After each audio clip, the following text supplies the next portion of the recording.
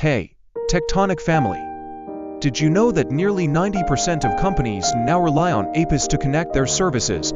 It's pretty wild, but if you've ever worked with REST APIs, you might have found yourself wondering why they can sometimes be such a hassle. So, what exactly are APIs? They're the backbone of how different applications communicate with each other. Recently, there's been a lot of buzz around GraphQL, which many developers see as a game-changing alternative to traditional REST APIs. Today, let's dive into why GraphQL is quickly becoming the go-to choice for modern development. Let's start by talking about some of the common headaches developers face with REST APIs. One big issue is overfetching when you request more data than you actually need. It's like ordering a giant pizza but only eating 2 slices. Wasteful, right? Another challenge is underfetching, where you don't get enough data in one go and have to make multiple requests. It's like going to a restaurant and getting your drink, but having to come back later for the appetizer. These problems can slow down development and impact performance, showing that REST APIs have some real limitations. Enter GraphQL. This tool is designed to tackle those issues head-on. One of the best things about GraphQL is its flexibility in querying.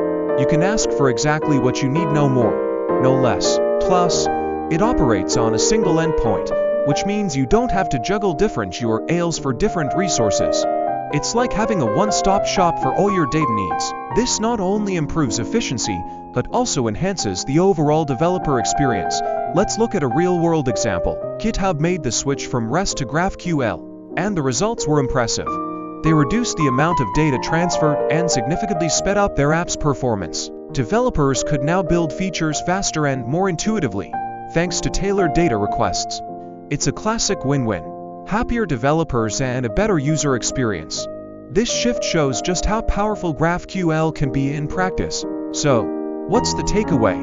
GraphQL offers several advantages over REST APIs, from solving overfetching and underfetching issues to providing a simpler, more efficient querying process. It's no wonder developers are making the switch. With the potential to shape the future of APIs, GraphQL is definitely worth considering for your next project. Now, I'd love to hear from you. Have you had any experiences with APIs, whether good or bad? Share your thoughts in the comments below. And if you're interested in learning more about the differences between REST and GraphQL, stay tuned for my next video. Catch you later.